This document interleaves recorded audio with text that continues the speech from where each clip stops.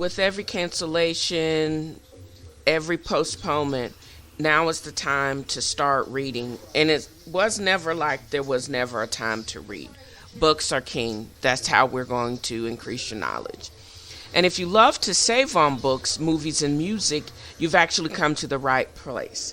Navigate to alibris.com, a premier online marketplace for independent sellers of new and used books, music, and movies, as well as rare and collectible titles. We connect people who love books, music, and movies to more than 175 million items from thousands of sellers worldwide. This is a partnership with independent professional sellers. And Marty and Dick, the founders, decided early on that Alibris would be an at-risk partner, not a listing service. This approach attracted a large number of independent sellers and now enables Alibris to offer over 100 million books for sale. This is more than Barnes & Nobles and maybe even Amazon together. Right now they have a $20 off sale, and you can use coupon code NORA, NORA, to take $10 off of an order of $75 or more. You can use Roberts, take $20 off of about $135 or more. And then you can use Storm, STORM. I will have all of these coupon codes as a reminder in today's podcast. So again, navigate to alibris.com for all of these deals and more, and tell them that Felicia sent you. Now back to the podcast.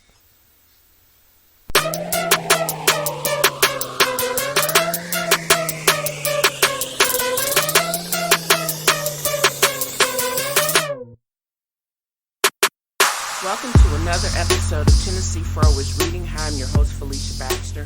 And in this episode, I will endeavor to continue goal of creativity and spreading positivity through entertainment. So I will just reflect on things about the coronavirus and just talk about how it is influencing me and my own personal day-to-day. You can get the numbers and the scariness from off of TV. I'll just be commenting on some of the shenanigans that are going on in this time of Rona. I will also be discussing some interesting things that I read in the Sunday New York Times, as well as reading myself happy. I will be reading one of the new Sophie Kinsella's My So-Called Life, or Put Together Life, or something of that magnitude. But anyway, and I hope you will enjoy this episode just as much as I've enjoyed creating it. Thanks.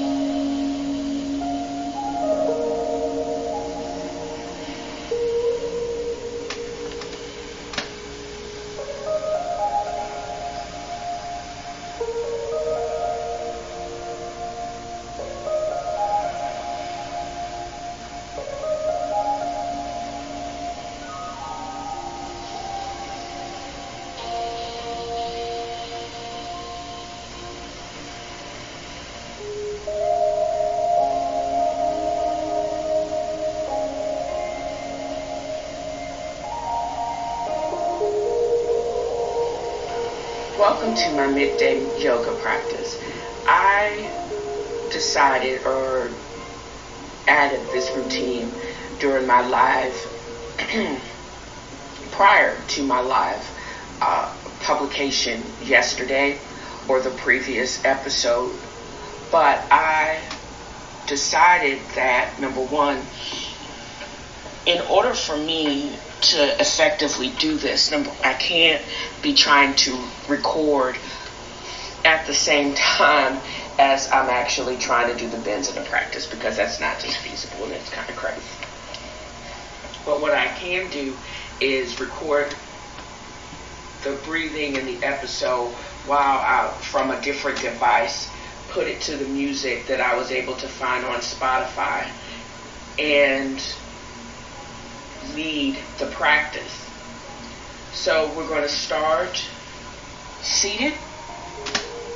Literally, this is a great stretch that you can actually do from the comfort of your home. We're going to start seated and we're just going to breathe in through your nose and out through your mouth. Inhaling and exhaling. Inhaling and exhaling.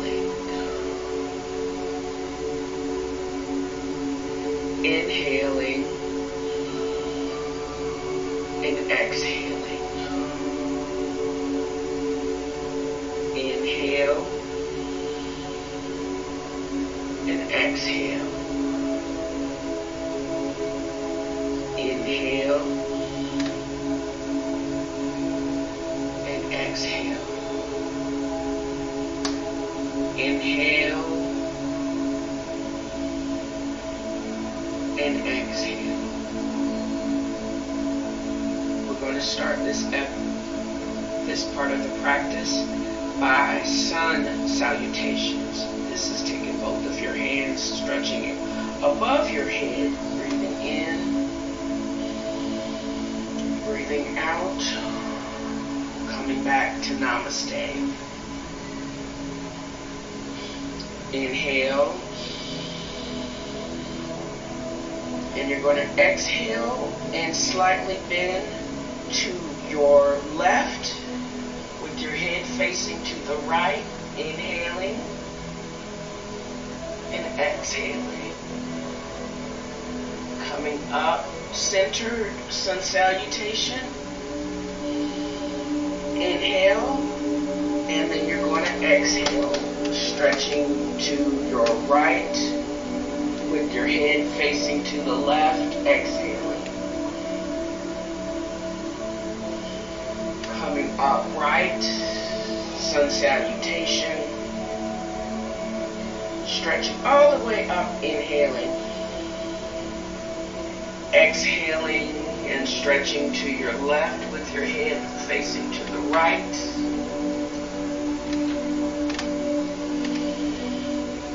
Stretching, sitting up straight.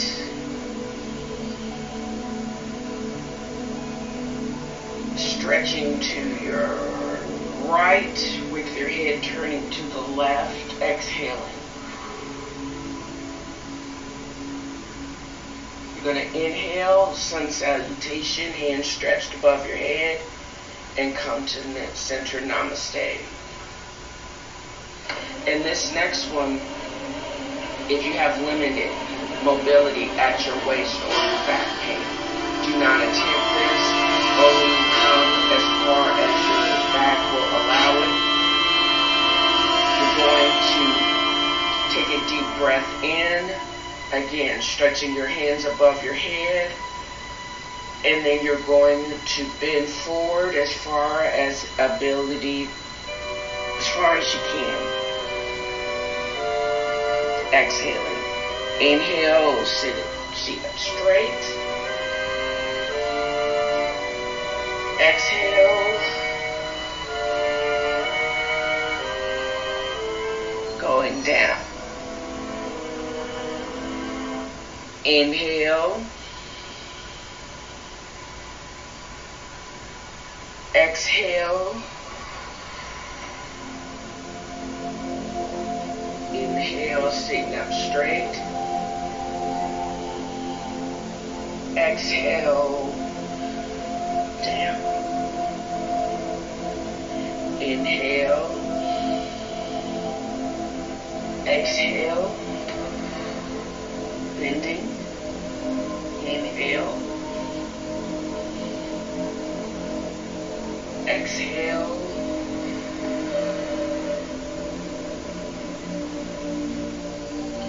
Now we're going to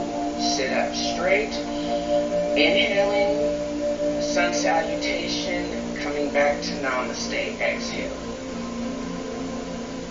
Now we're going to perform the Ardha Mahavastana, which is the half spinal twist. With this, you're going to put your right hand on your left thigh, twisting to the left, inhaling, and exhaling, deepening the twist. Going to then turn to your center, inhaling, exhaling. Left hand on right thigh, and turning to the right, deepening the twist. Deep breath in, twisting to the left, exhaling, inhaling, turning to your right, left hand on right thigh, exhaling. Inhaling, coming back towards center to namaste. And in this, if you have the room, you're going to need to probably move your chair back for the seated butterfly poses, the Baddha Konasana. And I actually like this because it gives me a chance to not only stand up, but also to stretch out my legs. So in this, you're going to put both of your feet together and try and attempt to allow your knees to drop as close to the ground as they possibly can. Inhaling and then exhaling. You're going to twist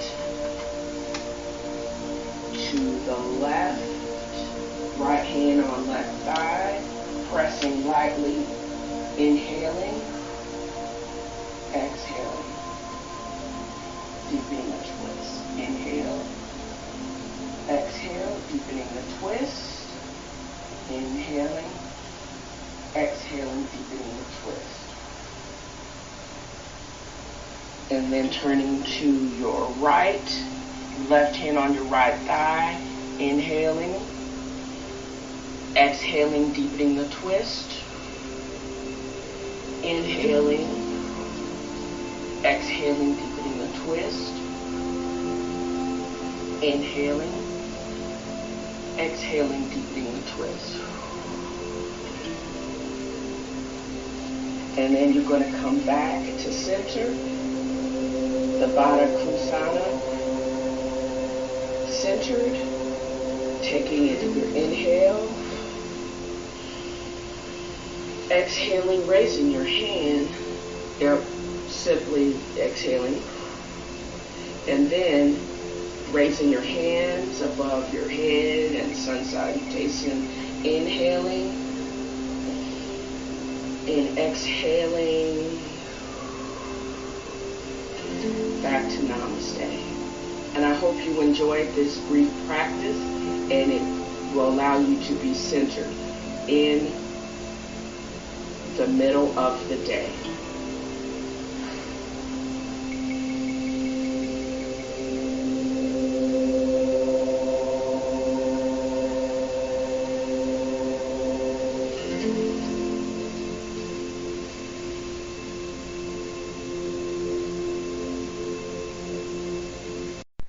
So welcome back to this part of the podcast. Listen, I love my routines, and I've had a bit of a routine now going on a year.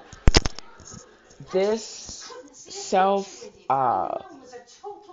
social distancing and shelter in place is a fact of my life, but I did have my routines. For instance, on Sundays, my most favorite thing is seeking out the New York Times, the sunny New York Times in particular, um, getting some coffee, and then heading to the nearest place for breakfast.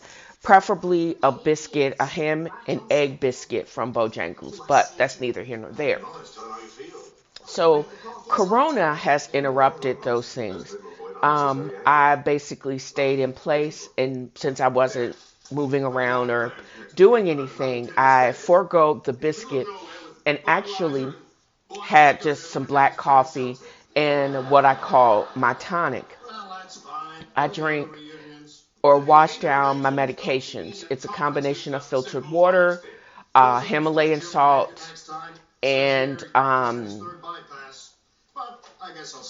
apple filtered apple cider vinegar with black coffee, seasoned or sweetened with brown sugar cubes. And I'm glad I did not risk life and limb to actually seek out a paper, because we're not supposed to be going out except for necessary trips. I keep my truck gassed up, and I have cash on me just in case the ATMs decide to not work. However, and when I read the New York Times online, because even though I actually subscribe through it through my Apple ID account, I still like the look and feel of the paper. But I did not get it, and I'm glad I didn't get it today, because I think it would have been a waste of paper. So I've navigated to the online version, and I was not at all impressed with the headlines, which I kind of forego anyways, because I'm always hesitant to read the headlines or the front page, because I don't want to be bombarded by the stupidity and their statements as far as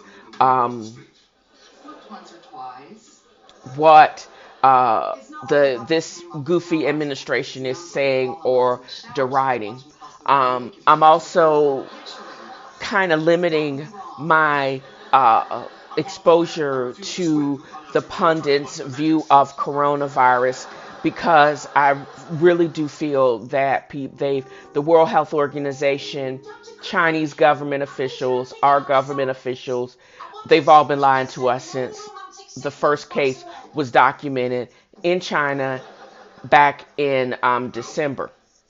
And also, there was a great article listing how the ground zero, and I said this a while ago, I think the cat was already out of the bag, and it was just confirmed by an article March 22nd today in the New York Times, how the first several cases, how contagious this thing was from this epicenter, how it spread literally like wildfire. Fire. So all of these efforts to contain this contagion are almost fruitless, because the cat was already out of the bag. The infection spread because it could spread, and you didn't do anything in the beginning, and you waited until the person that first sounded the alarm, dude, is now dead. So there you go. But that's neither here nor there. The only and I the and getting back to how I go through the New York Times, as I said, I avoid the front page, because I don't want to risk hearing anything Chump 45 actually has to say. So I rapidly go to multiple sections. First of all, I always read the book review and see what I need to add to my ever growing pile of books. I like to read the style section. That's basically ever since Sex and the City was talking about the single lady sports section, which is the wedding. Um, and then I go to arts and entertainment, as well as the travel section. All of those have been curtailed, because everybody has to have had to cancel their weddings, because now any gatherings over 10 people have been banned. All of the galas have been canceled. Broadway is on lockdown and has gone black for the first time in 300 years. And the a lot of the people that were going to have these major book releases, actually, all of those events have been canceled. Um, so there was the readings this week were slim pickings. But one of the things that I was very much impressed about was the 36-hour section in the travel part of the paper, where they have this thing where they're encouraging readers to submit their own 36 hours wherever they are, and encouraging people to submit entries to contribute to this part of the paper. I thought that was cool. And I also know that and I work in I work in a scenic city. And if you already are from home and shelter in place, why can't I share the beauty of the city that I actually live in? So I basically submitted the reduced version of this, and I'm hoping it will get picked up by the 36 hours in the New York Times. And this is the wordy version because I found it very hard to get it below 100 words. Initially, I thought it was 50 words, which I thought was crazy, explaining to why I needed to be kept to 50 words to encourage people to do a particular activity while they're in shelter in place. But then I had misread it, and it was actually 100 words. So this is still about 50 words over than what I submitted. But here we go. I'm a teleworker from Chattanooga, Tennessee. My solitary existence of social distancing and sheltering in place is a fact of my life. My morning routine of grinding coffee beans and adding to the coffee maker while it percolates, with a full, rich scent filling my home. The sky just begins to lighten over the ridge cut. I pour my first cup of the day, sweetening with brown sugar cubes, taking the cup and my place on the balcony, overlooking the Tennessee River. The silence only broken by the honk of geese and ducks announcing their arrival. I sip from the almost too hot cup of coffee, realizing my pulse is the same as the beat of small waves of the river lapping against the banks. And what I did is I included a short recording of me as I was visiting. This was just a couple of weeks ago. Me visiting a place, and I consider them friends. A friend's place next to the Tennessee River, off of or outside of Lookout Mountain in Chattanooga, Tennessee. I'll let you guys know if it actually makes 36 hours. And the challenge of reducing that wordy to this: I'm a teleworker from Chattanooga, Tennessee. My life is a solitary existence of social distancing and sheltering. My mornings on the Tennessee River are filled with the rich scent of freshly ground coffee. Wafts throughout my home. The sky lightens the ridge cut. I walk out onto the balcony where the silence is broken by the honk of geese and ducks announcing their arrival. I sip from the almost too hot cup of coffee, realizing my pulse is the same as the beat of the small waves over the river lapping against the banks. I think that version is tighter, and I'm just very hopeful that it actually makes it to the New York Times. And it's really sad that a virus has to almost decimate a way of life of an entire country before I will have the chance to be a contributing writer on the New York Times. But I'll take it. So, cooking in the time of Rona, and why am I talking about this? Well, I was experimenting last year with different food delivery services, and I went through a vast majority of them except for Freshly, which they never seem to have availability to deliver to my area. However, the only one that I've actually stuck with it has been Blue Apron. And until recently, I was actually getting ready to discontinue that service. But now with the coronavirus and sheltering in place, um, I even though I had skipped a bunch of weekly deliveries, it was just so that in the past week, this past 2 weeks, that I have restarted up that service. And it just so happens that it seems that the recipes were just seemed to be not as complex as previous. And also the ingredients and what they were actually had submitted to cooking actually have been the bomb. For example, this past previous weeks with the jalapeno burgers and the curry pork noodles, completely insane and were so good. 2 servings. It was really difficult to actually keep it just to 1 serving, but I'm learning also in this sheltering in place gig that I'm self rationing, and I may actually even lose weight because I'm making sure that I don't overeat, because number one, I want to have enough for another meal, but at the same time, because I don't know if I'm going. Initially, it was when am I going to be able to get to the grocery store? For now, you can get a lot of things delivered from like Publix and etc.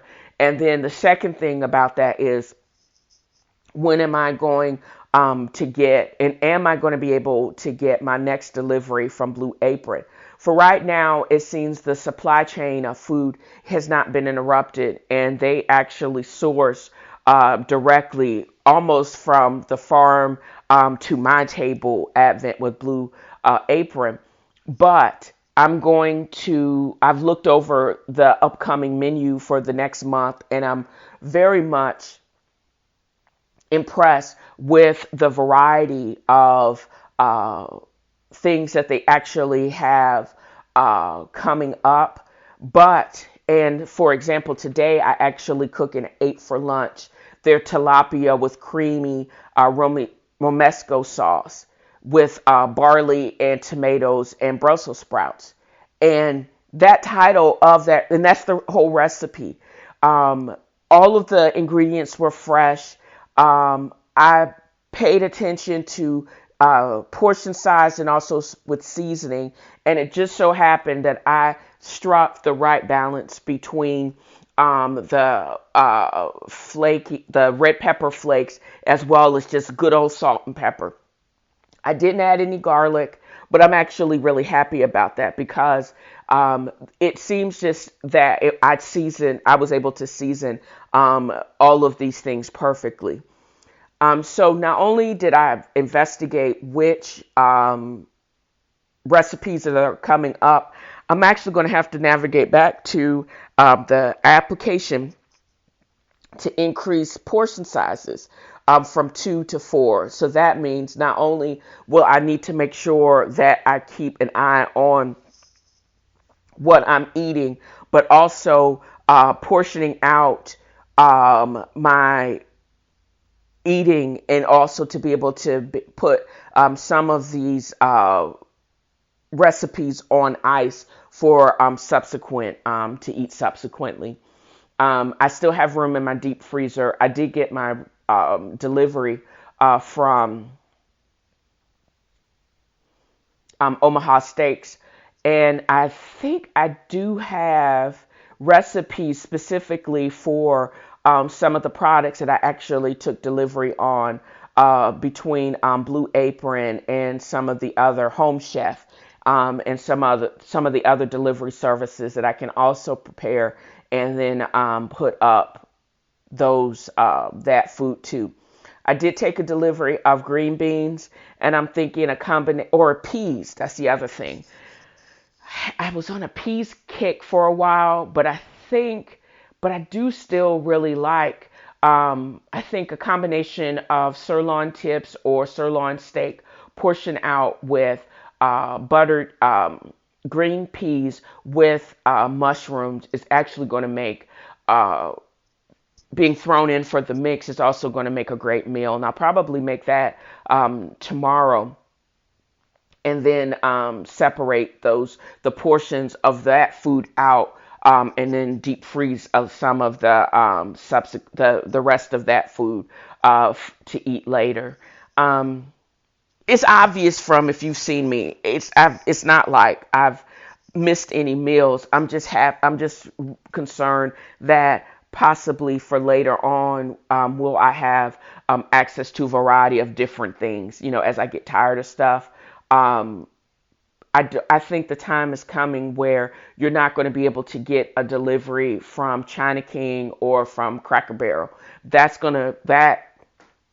having access to those restaurants is going to become a thing of the past as they restrict movements, even of food delivery people, and as restaurants actually close, because I think that is a possibility too. Um, However, since I'm going to be increasing my portion size and serving size, if you want to hang out with me and you are corona negative, and I would need to see proof of that, you can actually come and share with me with a meal. And also, if you would like to, please share with me what you are cooking and some of your food preparations and what you actually are putting up for later. That would actually be cool. And you can just send it to TennesseeFroIsReading@gmail.com. I'm actually really interested in seeing what people across the listening audience, they're cooking and preserving for later eating. Thanks. So, what's going on now with Rona? Right now, one of the major sticking points has been the $2 trillion bailout. With 500 billion, I can't even conceptualize that much money. 500 billion of it has been the provision of liquidity to the Federal Reserve System and allowing them to shore up the banks, etc. This smacks of the crash from 2008. So, what the Democrats have held it up is due to the fact that there is little oversight and no transparency in reporting. There's no rules in how this money is going to be distributed and what kind of criteria you have to meet in order to who gets those funds and what area gets those funds. Well, I think I don't agree with the $500 billion slush fund that's going to probably eventually bankrupt us. But what I do think that it should look at certain things. For example, our current dumbass in charge should not be given oversight. If his past is anything, he has already proven in his running of Trump Industries that he don't pay his damn bills. He don't pay his taxes. Ask Governor Cuomo. That's number one. What I do think, if you're going to have a $2 trillion bailout or assistance program, it should be who should get first dibs at this money. Well, if the crisis was triggered by a virus or a medical emergency, wouldn't you think that you would look at all of those services that shore up the people on the front line or medical services? So, for example, look at supply chain. We know where there are deficits. We need personal protective gear, we need ventilators, we also need, the roads need to be better to get them there. We need commandeering of other transport and shipping venues to get those types of materials where they need to. We got to look at the production of those said medications. and at the same time supporting electronics as well as the researchers that are going to actually help us fight this medical emergency. You have to look at who needs the money. If you need beds, you shouldn't be closing hospitals. That's dumb. Right now, bankruptcies and all those things should go on pause. We should look at medical staffing, making sure payrolls on the people that are on the front line is shored up. That is from all nurses, techs, lab techs on down. Nobody should be getting fired, and you should be doing everything to shore up your population of people that are going to fight this. Communications need to be on lock. EMS, make sure their buses, ambulances are on lock. Shoring up the infrastructure and shoring up the supply lane. And what other services are actually necessary?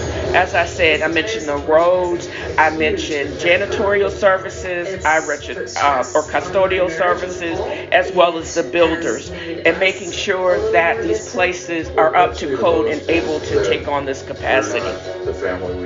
Then support for other small businesses and the service industry that actually services the people that are on the front line. This is how you actually, that's how you, and having a concrete rollout about how the money is going to get to where it needs to get. And it's not people, they're not going to be finding supplies over 2 years later like they did in Puerto Rico. Have those been adjudicated yet? I think other big businesses, like, since ain't nobody going anywhere, like the cruise lines and the airlines, all of that stuff, they actually should be able to absorb another 8 weeks of losses, because ain't nobody flying and ain't nobody vacationing. But we should be shoring up those things that are going to help us fight this and keep this under control, because we're not going to be able to flatten the curve. But then again, that's just my 2 cents worth. Take it for whatever it's worth. I think, and it that's logical to me. And why wouldn't you shore up the front line and the supply chain on a medical emergency and the services that to support that before you go and just go willy-nilly without a plan? That's the issue I have. It make that logical step down make sense, and not giving priority to the gas industry, to the airlines. Some of that stuff doesn't make a whole bunch of sense. You get to be on pause because you can probably absorb those losses, probably more than anything. But there should be a priority to those services that are going to actually help us fight and truly flatten the curve. And that's how you flatten the curve. Stage 3 is when all the rest of So, as TNFro, I'm reading myself happy. I had been reading for the past several weeks. Ida, A Sword Among Lions, which was kind of depressing because it was her work in lynching at the beginning of the 20th century. And then I was reading Chesapeake Requiem, which I'll probably continue to read off the show. I've made a shift because I don't want to read or share anything that will make other people sad. Why read those things that are not entertaining and that don't actually make you happy? I think you can learn, and I can do that on my own time because I'm a nerd. But what I'm starting and wanting to definitely read from a author that I've enjoyed in the past. This is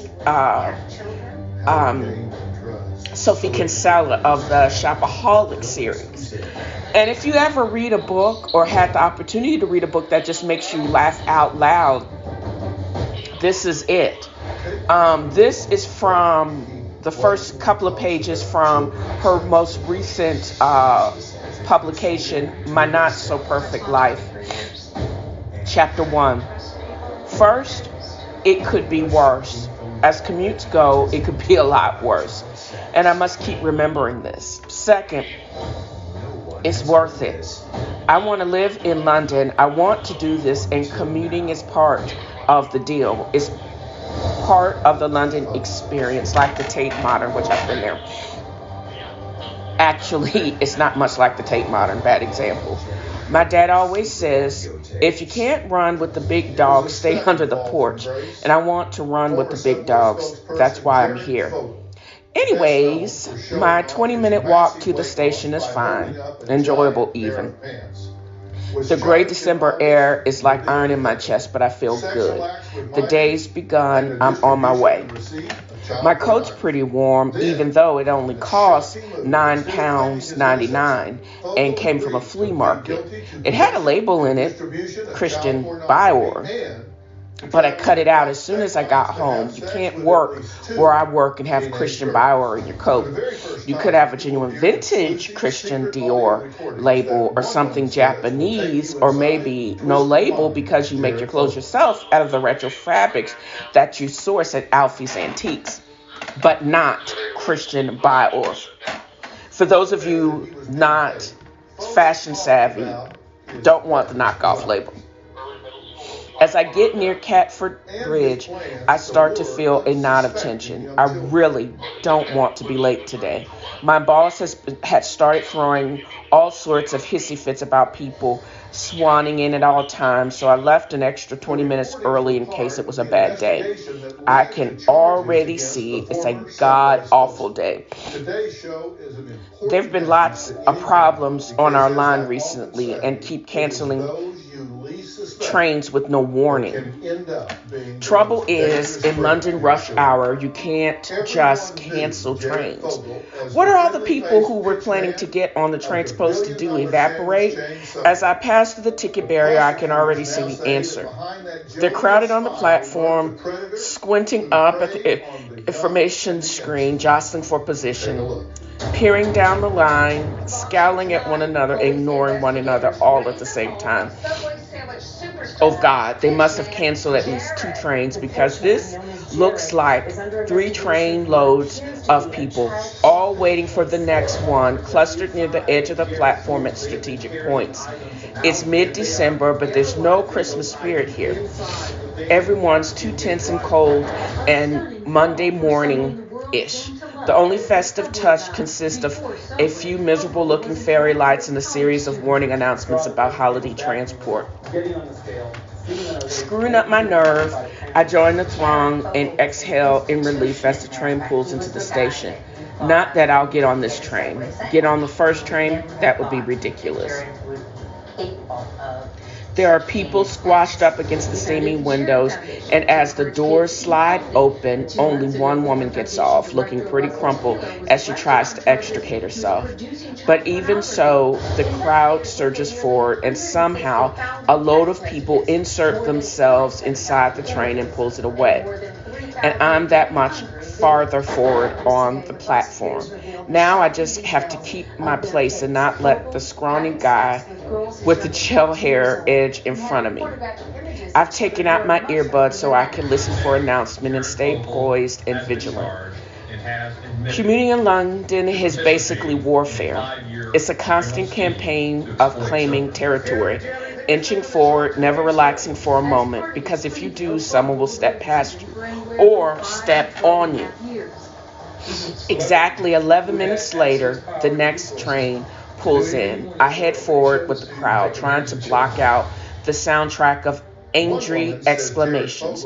Can you move down? There's room inside. They just need to move down. I've noticed that people inside trains have completely different expressions from people on the platforms, especially the ones who have managed to get a seat. They're the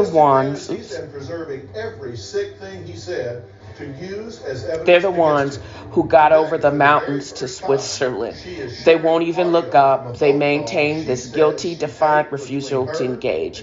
I know you're out there. I know it's awful, and I'm safe inside, but I suffered too, so let me just read my Kindle, which I'm reading on the cloud, which is hysterical, without a bloody guilt tripping me, okay? People are pushing and pushing, and someone's actually shoving me. I can feel fingers on my back, and suddenly I'm stepping onto the train floor. Now I need to grab onto the pole or handle, anything, and use it as leverage. Once your foot is on the train, you're in.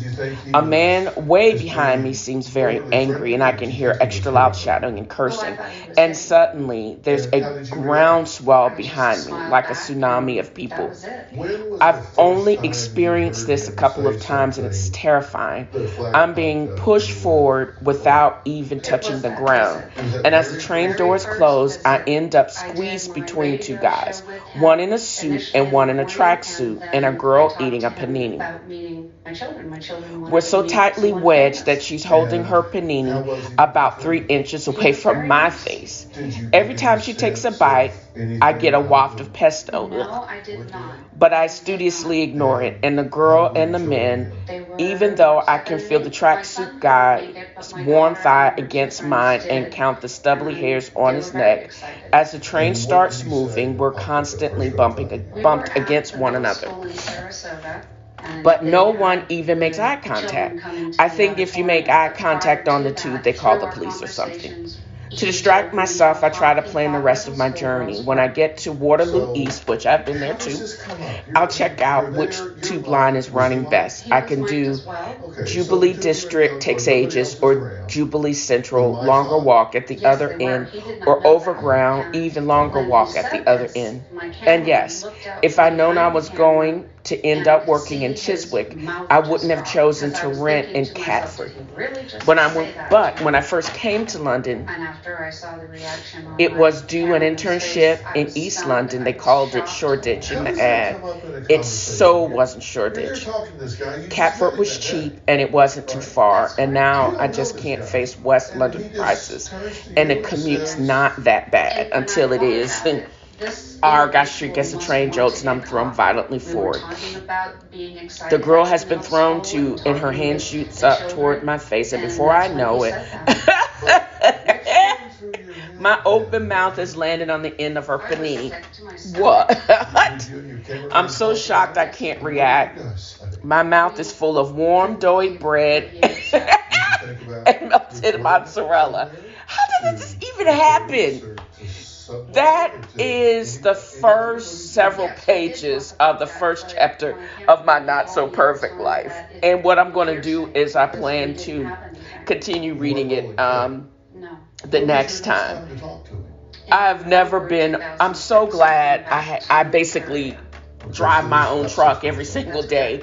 And right now it's between sites because I work from home, but how blessed I am not to have to commute.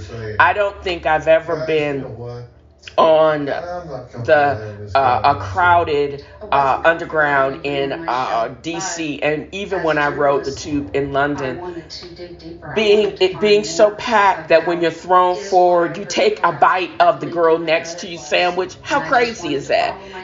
This book, if this short read any of tells me anything, just makes me so happy and so great that I actually chose this as a book to read during this particular time. So reading in the time of Rona, read only and complete reading only those things that makes you celebrate life and where you are, and it's just entertainment for anything. This podcast is my path of entertainment and a form of therapy and an outlet for creative freedom. But if you don't have this outlet and you're struggling with depression, anxiety, or addiction, call 1-800-273-8255. It's available 24 hours a day, every day. And there's also an on-site chat feature at suicidepreventionlifeline.org/chat/. If vodka is your problem, call 1-800-662-HELP. That's 1-800-662-4357. Then there's also apps like TalkSpace and Doctor on Demand that will actually be able to help you right where you are in the privacy of your car at a fraction of the cost of conventional therapy. It's okay not to be okay, and it's definitely okay to ask for help. Please navigate to www.Dale's Angels Inc. for all special offers and updates on nerd news, as well as you can drop me a line at TennesseeFroisReading@gmail.com, or even leave me a 2-minute non-trolling message at 423-463-0658. All non-trolling messages may actually be read or played during the podcast. If you like what you're hearing and you want to support continued great content, please become a patron at podbean.com/The Talking Fro, or put 5 on it and leave me a tip at paypal.me/Felicia DAI. And I hope you have enjoyed this podcast as much as I have enjoyed creating.